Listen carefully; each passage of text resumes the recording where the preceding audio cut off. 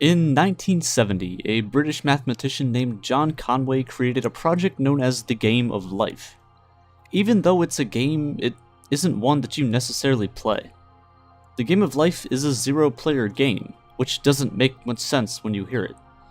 The way it works is, you put in a set of initial conditions and then observe. That's it. Once you put the initial conditions in, the game runs itself. Other than the small set of rules that the simulation follows, it runs on almost nothing. Some patterns only run for a few generations before they die out, while others seemingly go on forever. And this got me thinking, if a simulation as small as this, with very little variables, can result in something huge, what if we scale this up to, say, the size of a universe? A simulation that's more than just dots on a screen, but a simulation with galaxies, planets, and life. More importantly, if that is possible, how do we know that we aren't living in one of those simulations right now?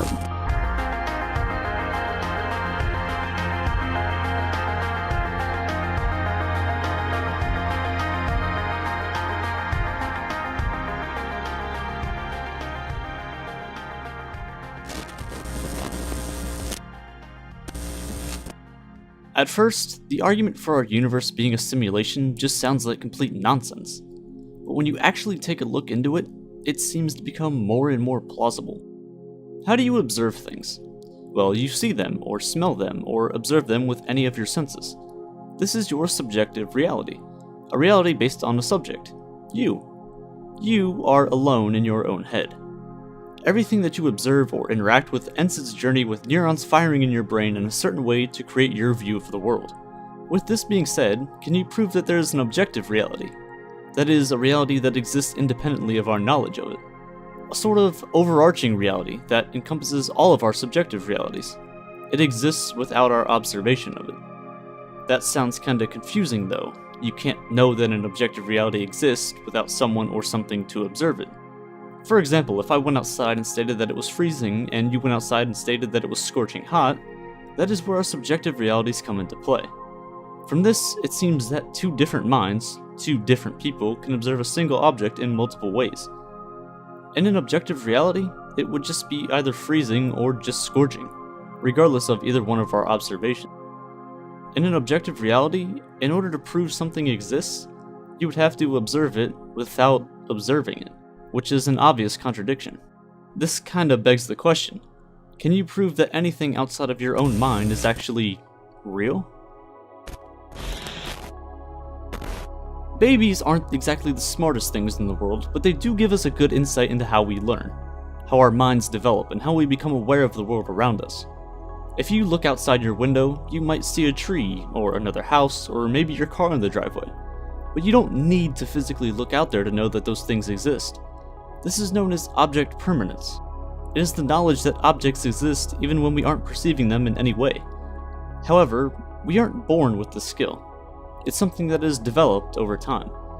I'm sure you've seen or even played peekaboo with a baby before. When you cover your face, babies less than about a year old will believe that you disappeared into thin air. But when you take your hands away, you're back into their reality. The knowledge that things exist even when you can't observe them isn't learned until about 1.5 to 2 years into life. But is that actually true? This goes back to your subjective reality. Sure, after a while you might learn that some things seem to exist when we aren't observing them, but how can you be certain? At the end of the day, it is just your subjective reality. It's due to your consciousness that you can even observe anything. Take this for example. When you look at your computer or phone or television or whatever device you're watching this on, you know that all of those things are composed of atoms. But you can't really see them, can you? It's not until we take a device such as a microscope to observe them that we can actually see these atoms that make up everything. We can't see them until they're observed closely. So if this is true, this can make simulating a universe a million times easier. Simulating an entire universe with billions of galaxies over billions of light years would take up a lot of computing power and would really just be a waste.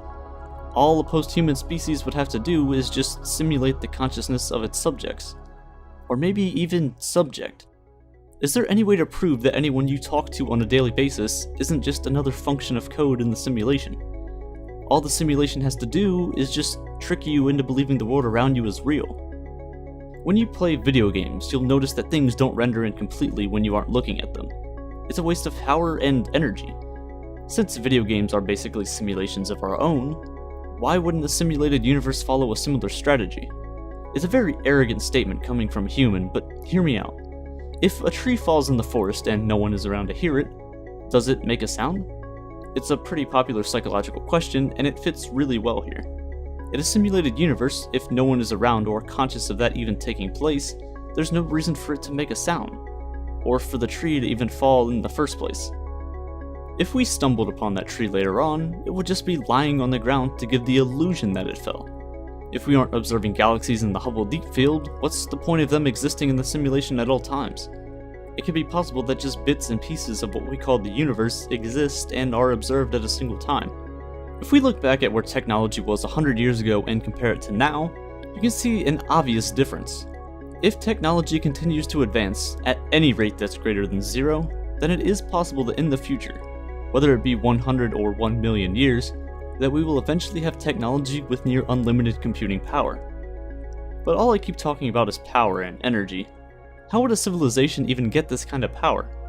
Remember those creepy Russian dolls that when you open them up, there's another doll inside, and then another and another? There's a concept that's basically that, but on a stellar scale. Take our sun, for example. It's really big and really hot, and it radiates a ton of energy. If we could somehow harness all of that energy, we could use it to simulate millions of universes simultaneously. But how are we supposed to gather all that energy? Using a little something called Matryoshka brains. If an advanced civilization was able to build a megastructure encompassing the sun in multiple layers, just like the dolls, they would have all of the sun's energy at their disposal. A civilization capable of this could most likely do this with multiple stars, and thus will be able to simulate as many universes as they'd like. We can run simulations on our own computers that project our universe on a large scale. The Illustris project does this very well. Just like the Game of Life, the project is much like a zero-player game.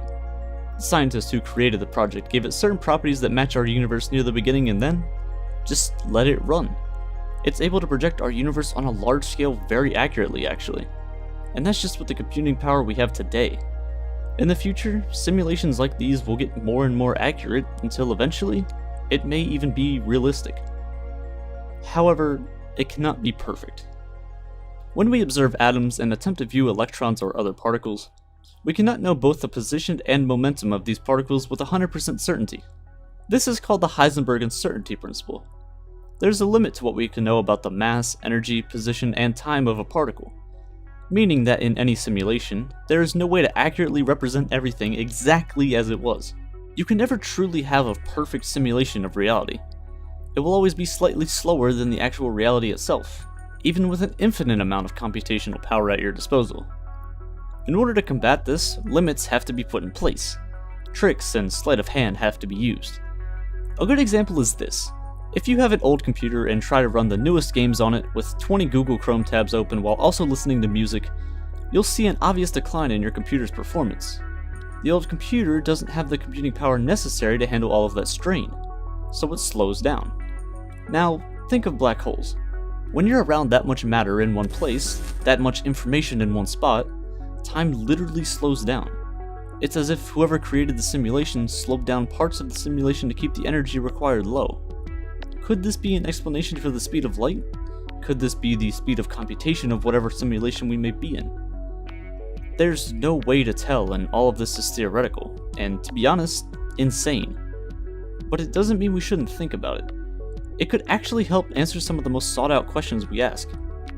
For example, the Fermi paradox. When we look out into the universe, we don't see any other signs of life. Are we really alone? Are we just a glitch in the simulation, or are we just not looking hard enough? Take the creatures that exist at the bottom of our oceans. Are they aware that we humans even exist? Are they aware of anything outside of their immediate vicinity? Do they know that they're living on a big rock floating around a hot ball of gas orbiting some big black hole of death in the center of the galaxy that sucks anything and everything in? Probably not. What if we're just like those creatures, but the furthest that we can observe or are aware of is what we call the observable universe? Perhaps the universe cannot exist without conscious minds to observe it. The idea of simulated universes could also explain the multiverse theory. The idea of a multiverse is just that, multiple universes, or perhaps infinite universes. In many situations, when there's a high chance of someone getting killed or someone has a near-death experience, they are reported to have said that their life flashed before their eyes. Their most special moments and memories from their life all comes rushing back to them in an instant. Researchers from Hadassah University in Jerusalem analyzed multiple cases of people who experienced these near-death experiences. In almost all of these cases, those being interviewed stated that they had lost all sense of time. One of them wrote, "There is not a linear progression, there is a lack of time limits. It was like being there for centuries. It happened all at once, or some experiences within my near-death experience were going on at the same time as others, though my human mind separates them into different events." Another respondent stated, "I could individually go into each person and feel the pain that they had in their life. I was allowed to see that part of them and feel for myself what they felt. When people experienced these things, it was as if they were living another life. They experienced things they never felt before. It was as if they stepped foot into an alternate reality. The idea of time didn't exist for a short while, and they were able to analyze things that no other living person could do. When you're talking with a friend and have that weird deja vu feeling that you've had the same conversation before, or that you've experienced exactly what they're feeling without actually having been through it. Perhaps you, in another universe or another simulation, actually had that same thing happen to you. The illusion of free will allows us to live our lives in any way we see fit. But what if every single decision that you've ever made has been pre-programmed into the simulation that we could exist in? Every decision you make branches you off into a parallel universe, a parallel simulation, where every choice that you have ever made has led you to this exact very moment. At home, on your phone, watching this very video. Current technology already greatly surpasses human performance and speed. That's why many big companies like Tesla use robots and other machines to do jobs that humans can't do as effectively. Biological neurons, those are the neurons that fire in your brain every second of the day, operate at a peak speed of about 200 Hz, whereas modern microprocessors operate at least 2 GHz, a whole 7 orders of magnitude faster. Even with modern technology, a super intelligent AI, for example, a human mind that runs on hardware faster than the brain, could make decisions millions of times faster than current humans would. It would be able to think of every outcome and pick from the best ones. However, we are not super intelligent AI. There is a limit to what the human brain can do, can observe. We have, though, made some very important discoveries that keep us asking questions. Most importantly, math. Math seems universal. There are numbers and patterns in things from the size of atoms to things the size of galaxies. Discoveries that we humans have made in only the past couple thousand years have allowed us to ask crazy questions like, are we living in a simulation? If we were to put every single one of the possible billions of simulations into a hat, jumbled them around and picked one out, what are the chances that we will grab the original one? The one who made all the simulations in the first place? What are the chances that the Earth we're living on even exists?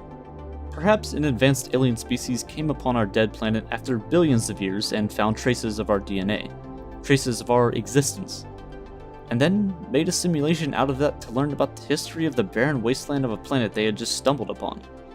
If that's the case, then hello. We can never know for sure. All we can do is observe and hope that our game of life is one that we can win.